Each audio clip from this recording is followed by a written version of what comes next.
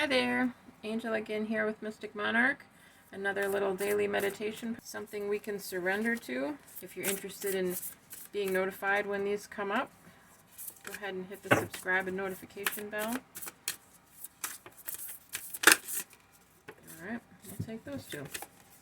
Wise leader, you are a beacon for others and cleansing waters. Purification activates vibrant life force.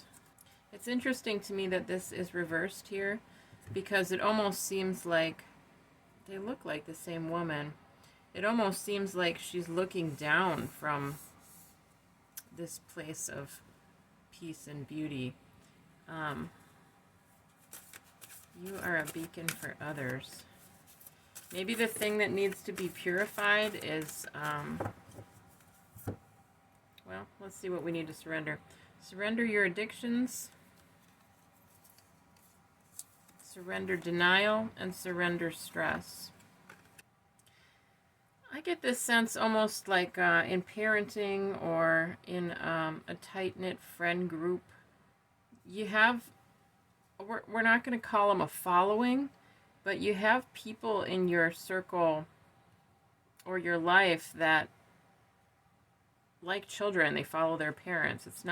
It's a role of a leadership, even though in your day-to-day life you're not thinking of yourself as a leader, or in your group of friends you might not realize the impact you have, but you're feeling this pressure because you feel like because you don't have all your shit together, it stresses you out because you're influencing and impacting people's lives around you, but you're not really feeling like that is a gift to them. That's not something that's being valued by yourself as you give it.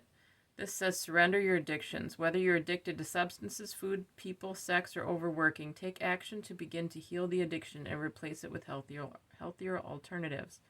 Surrender denial. Accept people and situations exactly as they are without denying the difficulties. Then you can see things clearly and make the best decisions. And surrender stress. Take a few deep breaths and exhale the tension you've built up in your body. Let the stress go as you come back to your center. So you might really be worrying about how people view you or the impact you have in their lives, or are you leading people the right way? And I get the feeling that you want to help people, but you also maybe don't feel like you have it all together. And so who are you to be qualified to do that? But in reality, if you can accept yourself as you are and stop denying the gifts and benefits and values that you have and the weaknesses that you have, but understanding that you're a whole package and what you bring to the table is real and authentic, and that you can be vulnerable in both your weaknesses and your strengths, instead of playing one off the other and feeling like, well, I'm good at this, but I'm not good at this. This disqualifies from this, and I have to change this and purify that and like grow there, and it's stressing you out. Lay all of it down. Let's get an advice card. Or maybe see what's at the heart of this matter.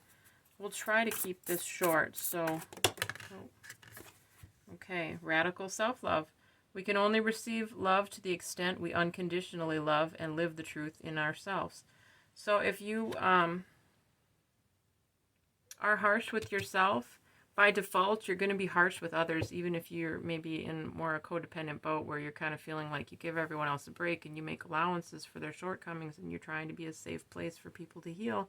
But in that same breath, you don't call them or yourself out on your shit because it makes you feel so bad, stresses you out, and you'd rather just deny that dark stuff and make a good place for the good stuff to grow. You're really not doing a service to anyone, especially yourself, but not to others as well. So the answer here, the advice here, is to totally radically accept and love yourself for who you are, warts and flaws and all. And as you begin to put that grace into your own life, it will automatically trickle over into the people around you, but there will still be a space to hold yourself and others accountable and to work on the things that we all need to grow in and support each other to go forward, rather than feeling shameful. And in that same way, people will pick up on that and they will also feel shameful too.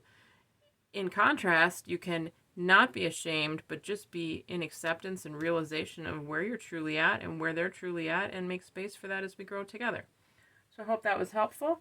If you're interested in getting more, like I said, hit subscribe or like or share it with someone. And I will see you next time.